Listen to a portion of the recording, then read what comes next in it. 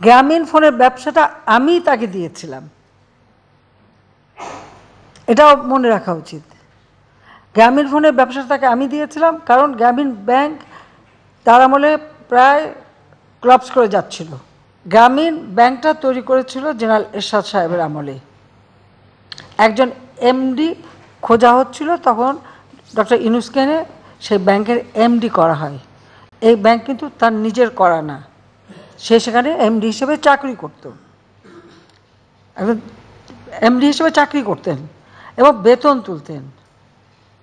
এটা আর গ্রামীণ ব্যাংকটা হচ্ছে সরকারের সংবিধিবদ্ধ সংস্থা,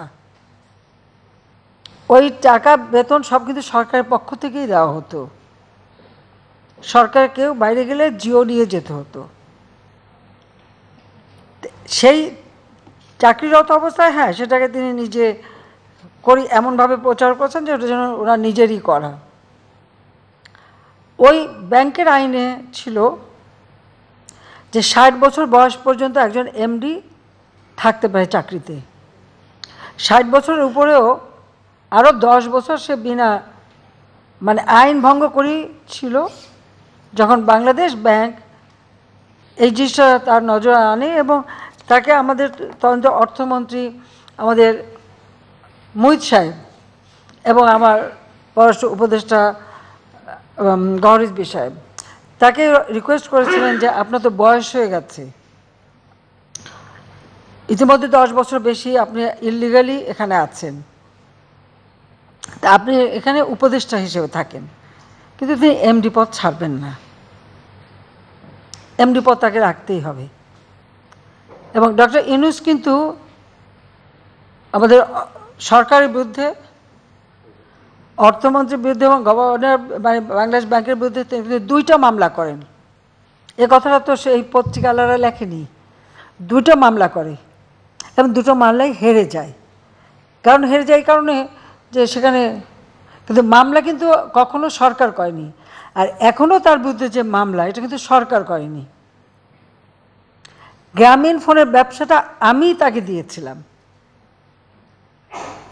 এটাও মনে রাখা উচিত। গ্রামীণ ফোনের ব্যবসাটা তাকে আমি দিয়েছিলাম, কারণ গ্রামীণ ব্যাংক তার আমলে প্রায় ক্লাপস করে যাচ্ছিল। তখন আমার সরকার, আমি নিজে প্রথমে 100 কোটি টাকা, এরপরে 200 কোটি টাকা, তারপরে আরও 100 কোটি টাকা, এই 400 কোটি টাকা গ্রামীণ ব্যাংকে আমরা সরকারের পক্ষ দিয়ে ব্যাংকটাকে চালু রাখতে তাকে সহায়তা করি। তখন উনি প্রস্তাব দেন যে এই গ্রামীণ ফোন একটা ফোনের ব্যবসাটা পেলে এর যে প্রফিটটা হবে সেটা গ্রামীণ ব্যাংকে জমা হবে এবং সেটা দিয়ে ব্যাংক চলবে। তাকে জিজ্ঞেস করা উচিত আজ পর্যন্ত ওই গ্রামীণ ফোনের 1টি টাকাও গ্রামীণ ব্যাংকে দেওয়া হয়েছে কিনা, দেওয়া কিন্তু হয়নি।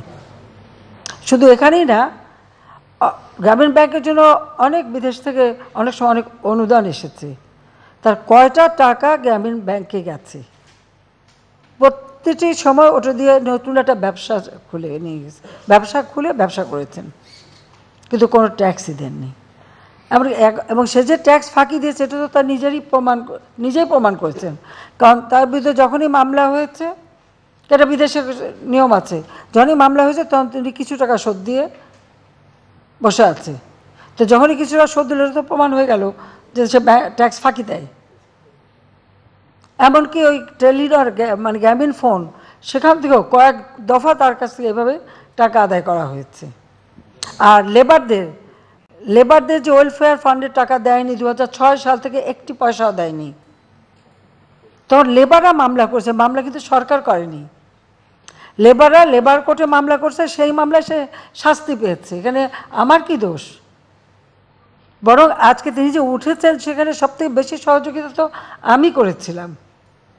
তার micro credit summit, micro credit internationally খুব গ্রহণযোগ্য ছিল না, তো আমি চেয়ার হিসেবে অংশগ্রহণ করি, জাতিসংঘে প্রস্তাব আনি এবং আমি সবাইকে বুঝাই, কারণ আমি ভাবতাম যে এটার মধ্যে খুব ভালো, মানুষের খুব দারিদ্র্যমুক্ত করে, কিন্তু ধীরে ধীরে পরবর্তীতে আমি দেখলাম যে এটা দারিদ্র্যমুক্ত না, এটা দারিদ্র্য লালন পালন করে। আর ওই গরিব মানুষগুলি দিন রাত কাজ করার পর যে উচ্চ হারে সুদ দিতে হয়, প্রথম সুদ সেটা যখন দিতে পারে না তখন আরেকটা লোন দিয়ে ওই আগের লোন পূরণ করে তারপরে তাকে সে মানে আবার সে দ্বিগুণ সুদের হার পড়লে করতে করতে প্রায় 40-45 ভাগ সুদ দিতে হতো তাদেরকে। অনেকে এমনকি যশোরে যে একটা এলাকায় হিলারি ক্লিন্টনকে নিয়ে যে সমস্ত পরিবারকে মাইক্রো ক্রেডিট দিয়েছিল সে পরিবারগুলি কোথায় এখন? খোঁজ করেন। জমি জমা সব বেঁচে দিয়ে ওখান থেকে তারা পালিয়ে যেতে বাধ্য হয়, অনেকে আত্মহত্যা করেছে এই সুদের চাপে। আমি তাকে টাকা দিয়ে বলছিলাম যে এত সুদ না নিয়ে তারা যেন একটু সহনশীল করে দেয় মানুষকে, যে মানুষ সত্যিকার যেন দারিদ্র থেকে উঠে আসতে পারে। এতই যদি করে থাকে যে দারিদ্র বিমোচন হলো না কেন বাংলাদেশে? দারিদ্র বিমোচন করলাম তো আমি। আজকে 41.6 থেকে নামিয়ে আমি 18.7 নামিয়ে এনেছি এই মাত্র এই 15 বছরে। সে ক্রেডিটও নেয়, সেটাও কেউ কোনো কোনো এরকম আপনার আন্তর্জাতিক সংস্থা লিখে ফেলে এটা ওই গ্রামীণ ব্যাংক ব্র্যাক অমুক সমক করে ফেলেছে। তো আমার প্রশ্ন যে আওয়ামী লীগ শেখ হাসিনা ক্ষমতা আসার আগে কত দারিদ্র্যের হার ছিল, আর শেখ হাসিনা আসার পরে কত কমেছে সেটা একটু হিসাব করে বলুক না। মাথা পিছু আয় কত ছিল, এখন কত বেড়েছে? গৃহহীন ভূমিহীন মানুষের সংখ্যা কত ছিল আর এখন কত কমেছে সেটা লিখুক। আবার লিখেছে ওখানে কি নোবেল প্রাইজের জন্য নাকি তার সাথে আমার সাথে কারো দ্বন্দ্ব নেই, আর আমি জীবনেও নোবেল প্রাইজের জন্য আমার কোনো আকাঙ্ক্ষাও নাই, কারণ আমার লবিস্ট রাখার মতো টাকাও নেই, পয়সাও নেই, আর আমি কখনো ওটা চাইনি। হ্যাঁ, পার্বত্য চাপ শান্তি চুক্তি হওয়ার পরে শুধু আমার দেশ না, দেশে বিদেশে অনেক নোবেল আমার জন্য লিখেছে।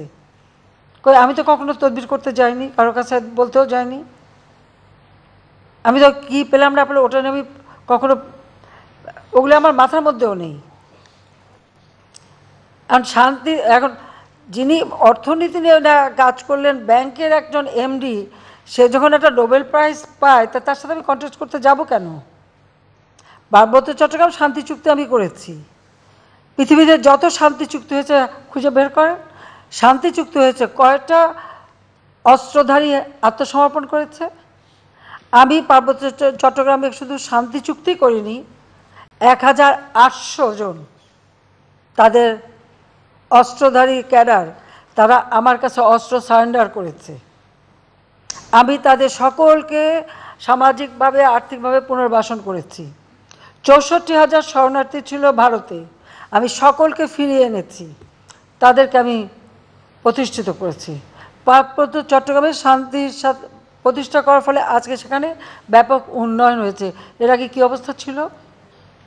শেখ হাসিনা ক্ষমতা আসার আগে পার্বত্য চট্টগ্রামে কতজন যেতে পারতেন?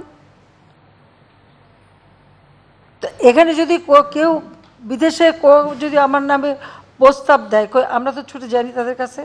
আমার কাছে অনেকে আসছে, আমার নাম না, আমার সমস্ত পুরস্কারের দরকার নাই। আর এই পুরস্কার আমি দেখেছি এটা আন্তর্জাতিকভাবে যারা পায় এখানে কোনো তাদের কতটুকু অবদান সেটা না, এখানে আলাদা একটা রাজনৈতিক একটা উদ্দেশ্য থাকে, কাজে ওর মধ্যে আমার কোনো আকাঙ্ক্ষা নেই। আর বলে দিল যে ওটা নিয়ে নাকি আমি ওনাকে মানে জেলাসি বা ওনার উপরে মামলা করছে তার লেবাররা, এবং প্রত্যেক এলাকায় লেবাররা যখন তাদের দাবি পেশ করেছে, দাবি পেশ করার সাথে সাথে তাদের প্রমোশন চেয়েছে, তাদেরকে স্যাক করে দিয়েছে, সবাই মামলা করেছে। আমি তো জানতামও না যে এটা, এবং লেবার কোর্টের মামলা শাস্তি পেয়েছে। তো লেবারদের কি কোনো অধিকার নাই? যারা এত লেবার নিয়ে কথা বলে, মানবাধিকারের কথা বলে, এত কিছু বলে, তারা কোথায় এখন? তারা চুপ কেন? তারা কি এই লেবারদের পাশে এসে দাঁড়িয়েছে? দাঁড়ায়নি। লেবারদের ন্যায্য পাওনা একজনে মেরে খাচ্ছে, চুরি করে খাচ্ছে, সেটা বলেছে কখনো? আর আমেরিকা থেকে শুরু করে ইউরোপ, ইংল্যান্ড, কেউ যদি ট্যাক্স ফাঁকি দেয় সাথে সাথে তাকে অ্যারেস্ট করবে, তার সমস্ত সম্পত্তি বাজেয়াপ্ত করে বিক্রি করে দেবে, এটাই তাদের নিয়ম। তো সেটা দেখে না কেন যে যিনি সমানে ট্যাক্স ফাঁকি দিয়ে যাচ্ছেন, আর প্রতিবার তার উপরে মামলা দিয়ে তার কাছে আদায় করতে হচ্ছে। যারা লিখেছেন তারা এই অনুসন্ধানটা একটু করুক। এবার আরও অনেক বিষয় আছে, আমি সব বলতে চাই না, আমি এটা বলতেও চাইনি কখনো।